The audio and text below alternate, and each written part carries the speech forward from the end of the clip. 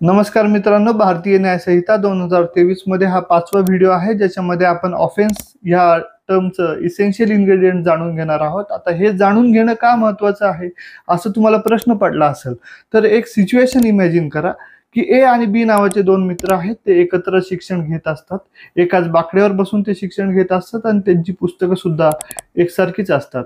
एक दिवस असं होतं की ए नावाचा जो मित्र आहे तो स्वतःचं पुस्तक घरी घेऊन जाण्यासाठी दोन जे पुस्तकं असतात बाकड्यावर त्यापैकी एक पुस्तक उचलतो आणि त्याच्या बॅगेत टाकतो.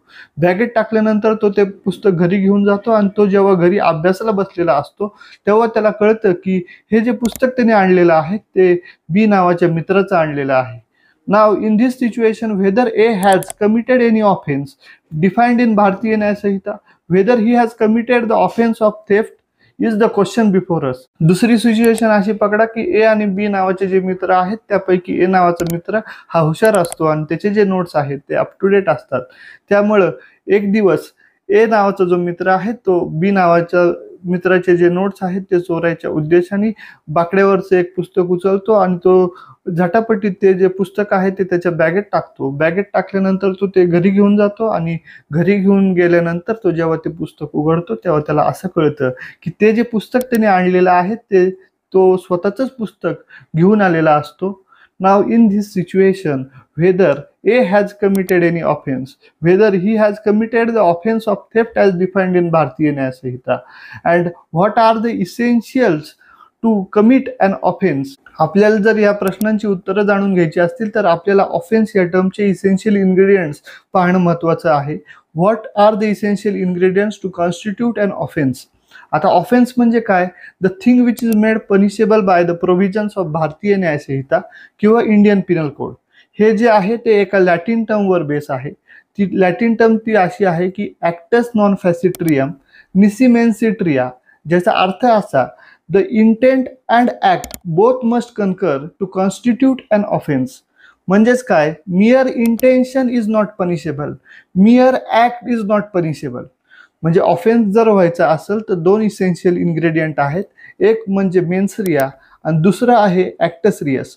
मेन्स रिया म्हणजे guilty mind. It shows the state of mind of a individual when he is committing any act. आता act also includes illegal omission आणि act must be contrary to the provisions of the Bharatiya Nyaya संहिता. हे आपण आधी पण discuss केलेलं आहे जेव्हा आपण टेरिटोरियल ज्युरिडिक्शनचा कन्सेप्ट बघत होतो. पण तुम्ही जर बघितलं तर मेन्स रिया किंवा गिल्टी माइंड हे भारतीय न्याय संहितेच्या तरतुदीमध्ये किंवा इंडियन पिनल कोडच्या तरतुदीमध्ये इंडिपेंडंटली डिफाईन केलेलं नाही. पण जे काही ऑफेन्सेस भारतीय न्याय संहितेच्या तरतुदीमध्ये दिलेले आहेत किंवा जे इंडियन पिनल कोडच्या तरतुदीमध्ये दिलेले आहेत त्याचे जर डिफायनिंग सेक्शन तुम्ही बघितलं तर त्याच्यामध्ये तुम्हाला विविध प्रकारच्या टर्म्स दिसतात ज्याच्यावरून तुम्हाला एखाद्या इंडिव्हिज्युअलचं स्टेट ऑफ माइंड कळतं. जसं की इंटेन्शनली किंवा डिसऑनेस्टली किंवा नोईंगली किंवा फ्रॉड्युलंटली हे त्या व्यक्तीचं मेन्स रिया किंवा स्टेट ऑफ माइंड दाखवतं. दुसरं इसेन्शियल जे आहे ते आहे ॲक्टस रियस. ॲक्टस रियस म्हणजे फिजिकल ॲक्ट आणि ॲक्ट मध्ये इलिगल ओमिशन सुद्धा येतं. म्हणजेच काय? Actus reus is such a result of a human conduct that law seeks to prevent. आता जर आपण आपल्या एक्झाम्पलकडे वळायचं झालं तर मी तुम्हाला पहिल्या सिच्युएशनमध्ये असं सांगितलं होतं की ए नावाचा जो मित्र आहे तो स्वतःचं पुस्तक घरी घेऊन जाण्यासाठी बाकड्यावरून पुस्तक उचलतो, तो त्याच्या बॅगेत घालतो आणि घरी घेऊन जातो. पण त्याला असं कळतं की ते जे पुस्तक आहे ते बी नावाच्या मित्राचं आहे. आणि दुसऱ्या सिच्युएशनमध्ये असं होतं की तो इंटेन्शनली बीचं पुस्तक चोरण्याच्या हेतूने ते जे पुस्तक आहे ते घेतो, त्याच्या बॅगेत टाकतो आणि ते घरी घेऊन जातो. पण घरी गेल्यावर त्याला असं कळतं की ते जे पुस्तक आहे ते स्वतःच आहे. आणि आता जर तुम्ही भारतीय न्याय संहितेचं बेरॅक्ट काढलं आणि त्याच्यामध्ये सेक्शन 303 बघितला ज्याच्यामध्ये थेफ्टचं डेफिनेशन दिलेलं आहे.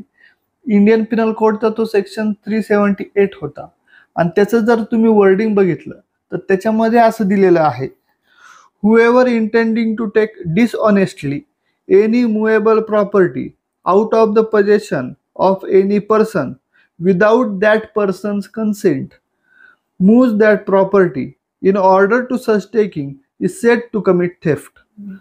म्हणजे जर तुम्ही हे डेफिनेशन बघितलं तर तुम्हाला याच्यात 5 इसेन्शियल इन्ग्रेडियंट येतील. पहिलं म्हणजे dishonest intention. Intention must be dishonest. दुसरं जे आहे ते मूवेबल प्रॉपर्टी असली पाहिजे. ती जी प्रॉपर्टी आहे ती कुणाच्या तरी पोझिशन मध्ये असली पाहिजे. त्यानंतर ती जी प्रॉपर्टी ज्याच्या पोझिशन मध्ये आहे त्याच्या पोझिशन मधून तुम्ही घेतली पाहिजे. आणि जेव्हा तुम्ही ती प्रॉपर्टी त्याच्या पोझिशन मधून काढून घेताय तेव्हा त्याचं कन्सेंट घेतलेली नसली पाहिजे. आणि आता जर आपण हे इसेन्शियल्स बघितले आणि आपल्या सिच्युएशन्स बघितल्या तर पहिल्या सिच्युएशनमध्ये एच गिल्टी इंटेन्शन किंवा मेन्स रिया नव्हता, कारण का त्याला स्वतःचं पुस्तक घरी न्यायचं होतं. त्यांनी चुकून बीचं पुस्तक घरी नेलेलं होतं. Therefore there is no mens rea or guilty intention in first situation. Therefore the offence of the theft cannot be constituted because the essential ingredient, one of the essential ingredient of theft is the dishonest intention. आता दुसरी situation जर बघितली तर दुसऱ्या situation मध्ये असं आहे की ए ला बी चं पुस्तक चोरायचं होतं. त्या हेतूनच त्यांनी ते बाकड्यावरचं पुस्तक उचललेलं होतं, त्याच्या बॅगेत टाकलं होतं आणि घरी घेऊन गेला होता. पण घरी घेऊन गेल्यानंतर त्याला असं कळालं की ते जे पुस्तक आहे ते त्यांनी स्वतःच पुस्तक आणलेलं आहे. There was a dishonest intention on part of A but there was no actus Reis.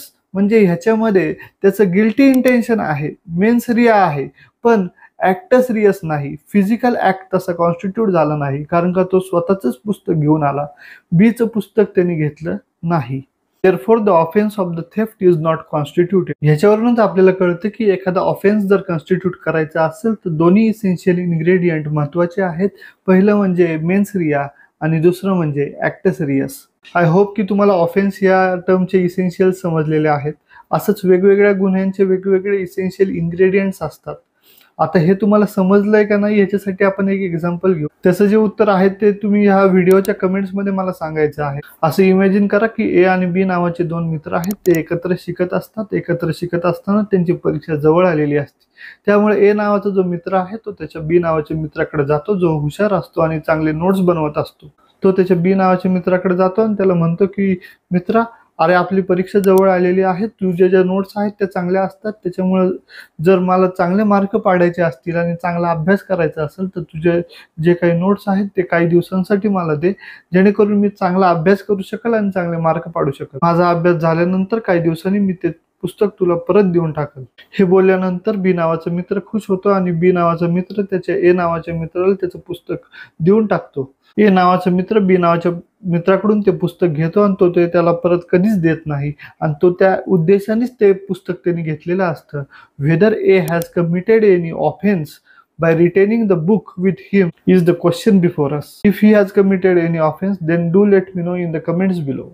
आणि आय होप की हा व्हिडिओ तुम्हाला आवडला असेल. जर हा व्हिडिओ तुम्हाला आवडला असेल तर या व्हिडिओला नक्की लाईक करा, माझ्या चॅनलला सबस्क्राईब करा आणि हा व्हिडिओ तुमच्या मित्रांमध्ये शेअर करायला विसरू नका.